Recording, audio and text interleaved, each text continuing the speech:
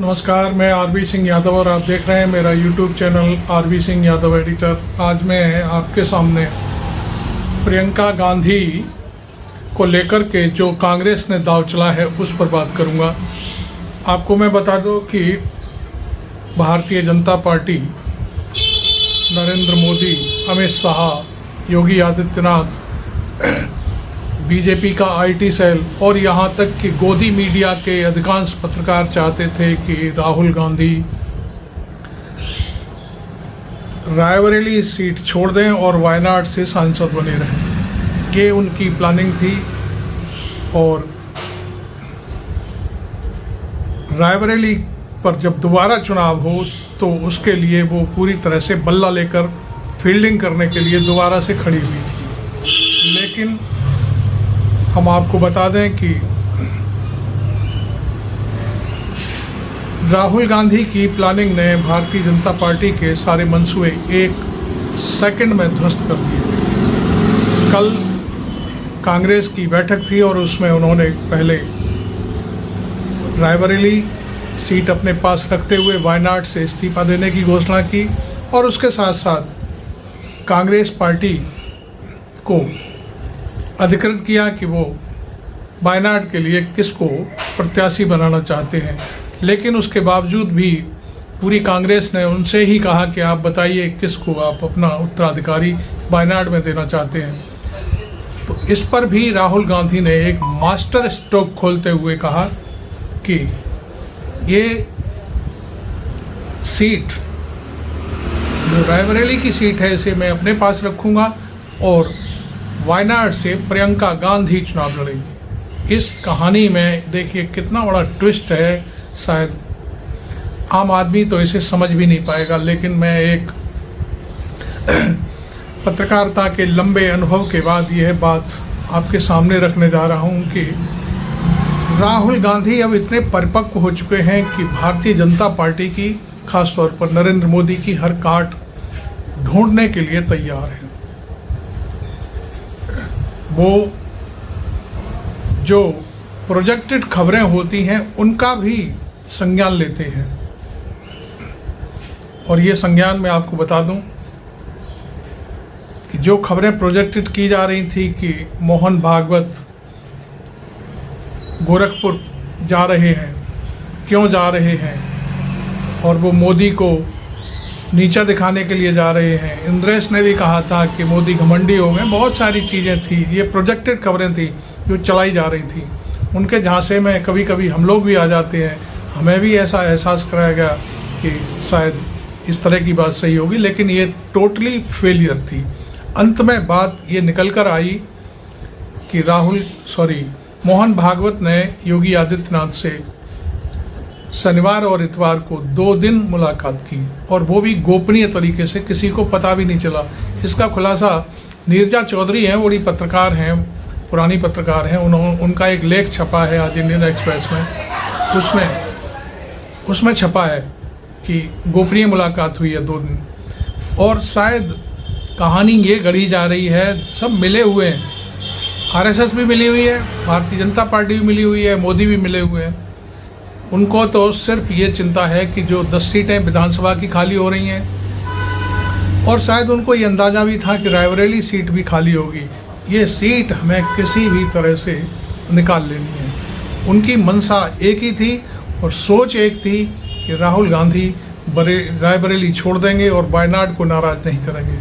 लेकिन राहुल गांधी के स्ट्रोक के आगे मोहन भागवत, नरेंद्र मोदी और जितने भी भारतीय जनता पार्टी के जो कद्दावर अपने आप को बहुत ही बड़े 30 मार का समझ रहे थे, सबके चेहरे एकदम से लाल पड़ गए हैं। अब खुशी नहीं है उनके चेहरे पर कि राहुल गांधी ने ये क्या कर दिया। राहुल गांधी को तो वायनाड में रहना चाहिए था, लेकिन नहीं। अब मैं आपको बता दूं, भारतीय जनता पार्टी सोचती है कि कांग्रेस उत्तर में अपना दखल ना जमा पाए, वो दक्षिण की पार्टी ही बन के रह जाए। दक्षिण में चूँकि उन्हें काफ़ी सीटें मिली हैं, यहाँ उत्तर भारत से ज़्यादा सीटें मिली हैं, तो उनका मकसद एक ही था कि वो उत्तर भारत में अपने पैर ना जमाए। लेकिन राहुल गांधी ने बड़ी ही चतुराई से और सफलतापूर्वक ये निर्णय लिया, अपने दिल की आवाज़ सुनी कि वो किसी के झांसे में ना आए, और रायबरेली सीट को उन्होंने, जो पुश्तैनी सीट है, सैकड़ों वर्ष पुराना उनका इस सीट से नाता है, उनके जो नेहरू जी थे, इनके मैं समझता हूँ क्या नाना लगेंगे, उस सीट से उनका नाता रहा है। क्योंकि किसान आंदोलन रायबरेली से ही कभी 1930 के आसपास शुरू हुआ था, जिसमें नेहरू जी ने शिरकत की थी, और वो सीट लगातार, एक बार 1977 में ज़रूर इंदिरा गांधी हारी थी, लेकिन उसके बाद फिर वो दोबारा से उठ खड़ी हुई और फिर वो सीट उन्होंने अपने पास रखी, और उसके बाद से तो फिर ये सीट लगातार इन लोगों के पास है।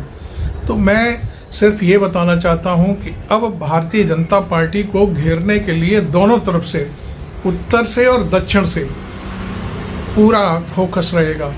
उत्तर से राहुल गांधी और दक्षिण से प्रियंका गांधी पूरी पार्टी को पूरे जोर शोर से उठाएंगे। और मैं समझता हूँ कि इस सीट को,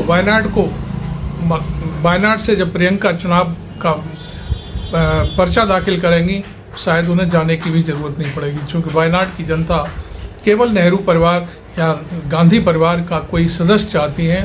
तो उसमें दो बार तक उन्होंने राहुल गांधी को और अब की बार उनकी बहन प्रियंका गांधी को जिताने की पूरी तैयारी कर ली है। अभी से बहुत सारे लोग हमारे मिलने वाले हैं, कर्नाटक में हैं तमाम लोग, केरला में भी है, वो कह रहे हैं कि प्रियंका गांधी भारी बहुमत से जीत कर जाएंगी। और यहाँ तक बोला है कि हो सकता है कि राहुल गांधी को जो वोट मिला है वायनाड में, उससे कहीं ज़्यादा वोटों से जीतेंगी। ये बहुत बड़ी बात है कि अभी से ताना बाना बुन दिया गया है, और अब जब वो जीत करके संसद में आएंगी तो उन्हें, अभी तक तो केवल राहुल गांधी के तंज सहन करने पड़ते थे, अब तो एक तेज तर्रार नेता जो प्रियंका गांधी है, उसके सारे बोल सहने पड़ेंगे, उनके प्रश्नों के सारे उत्तर देने पड़ेंगे, और नहीं देंगे तो मैं समझता हूँ वो मात खाएंगे। क्योंकि अभी तक तो वो मोदी जी इस तरह से बोलते थे, इस तरह से कुछ नाच नचाने जैसी, कुछ मालूम नहीं उनकी भाव भंगिमा कैसी होती थी, हम नहीं समझ पाए अभी तक, लेकिन वो करते कुछ इसी तरह से थे। तो वो अब सारी चीज़ें नहीं चलेंगी, क्योंकि वहाँ प्रियंका गांधी और राहुल गांधी दोनों भाई बहन नरेंद्र मोदी और अमित शाह के सामने होंगे। मैं समझता हूँ कि 2024 के लोकसभा चुनाव में जो गत जनता ने भारतीय जनता पार्टी की कर दी है, उससे ज़्यादा गत अब लोकसभा में होने वाली है। हर बात पर उन्हें वोट ऑफ मोशन लेना पड़ेगा, हर बात पर उन्हें अपनी सरकार बचानी होगी। मैं समझता हूँ ये जो 26 तारीख को लोकसभा स्पीकर का चुनाव है, इसी में शायद दाल आटे का भाव पता चल जाएगा भारतीय जनता पार्टी को कि वो सही से अपना अध्यक्ष चुन भी पाती है कि नहीं चुन पाती है। अभी उपाध्यक्ष पद का भी शायद मामला चल रहा है, क्योंकि अभी 10 साल से तो बिना उपाध्यक्ष के ही संसद चल रही थी। उसमें एक कानूनी जो पहलू था वो ये था कि लोकसभा की कुल सीटों के 10% के बराबर जिस पार्टी के सदस्य नहीं है तो वहाँ लोकसभा स्पीकर का पद नहीं बन सकता।